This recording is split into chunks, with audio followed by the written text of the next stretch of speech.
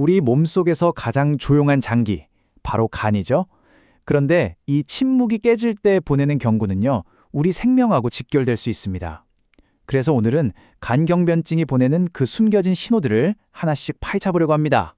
아마 가장 궁금한 게 바로 이 점일 거예요. 도대체 왜 간은 거의 다 망가질 때까지 아무런 신호를 보내지 않는 걸까요?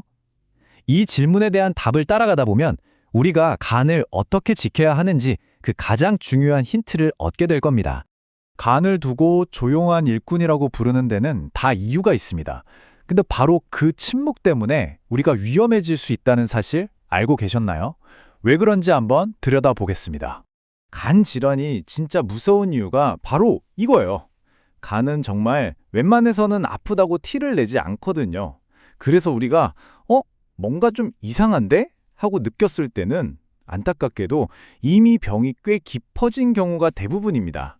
초기 신호가 없으니까 에이, 나는 괜찮겠지 하고 방심하게 되는 거죠.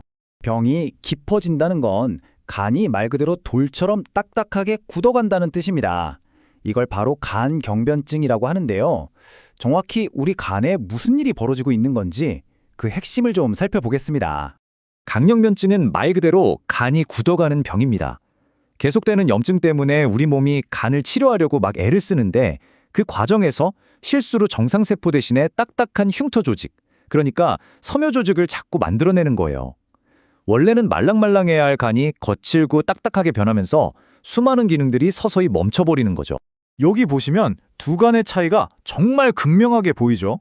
왼쪽의 건강한 간은 아주 매끈하고 말랑말랑해 보이는데 오른쪽은 표면이 울퉁불퉁하고 딱 봐도 단단해 보입니다. 바로 이 굳어짐이 모든 문제의 시작점이에요. 제 기능을 잃는 건 물론이고 최악의 경우에는 간암으로까지 이어질 수 있는 아주 위험한 상태인 겁니다. 간이 더는 버티지 못하게 되면 마침내 우리 몸에 경고 신호를 보내기 시작합니다. 그런데 이건 그냥 단순한 증상이 아니에요. 생명을 위협하는 비상벨이라고 생각하셔야 합니다.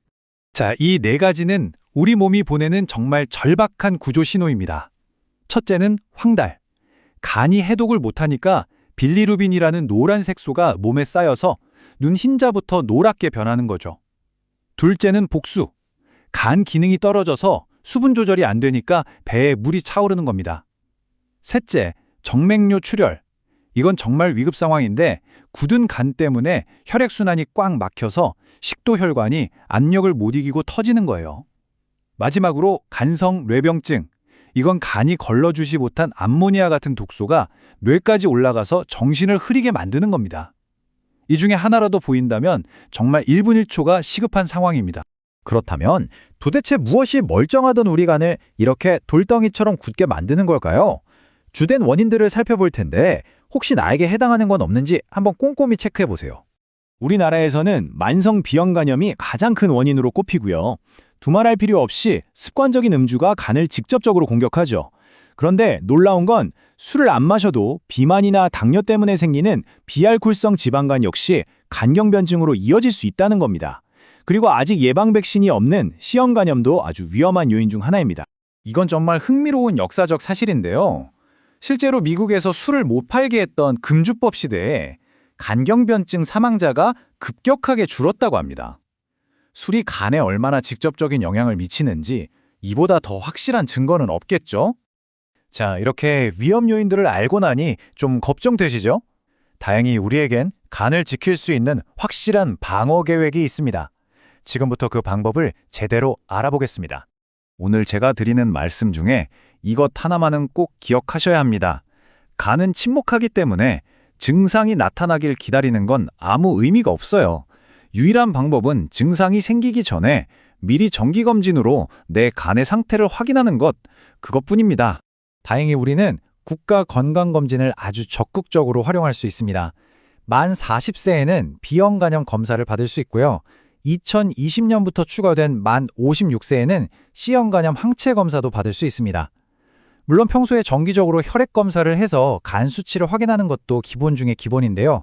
AST, ALT 같은 수치들은 간세포가 손상될 때 혈액으로 나오는 효소들이라 이 수치가 높다는 건 간에 뭔가 문제가 있다는 신호로 볼 수 있는 거죠. 이 문장이 오늘 이야기의 핵심을 그대로 보여줍니다. 황달, 복수, 토혈 같은 증상들은요, 간이 보내는 마지막 비명이자 구조 신호예요. 그 신호가 울리게 둬서는 안 됩니다. 그 전에 우리가 먼저 움직여야 합니다. 여러분의 간은 지금 이 순간에도 묵묵히 제 할 일을 다하고 있습니다. 과연 우리는 그 조용한 목소리에 귀를 기울이고 있을까요? 오늘 이 이야기가 여러분의 소중한 간 건강을 한 번쯤 돌아보는 계기가 되었으면 좋겠습니다.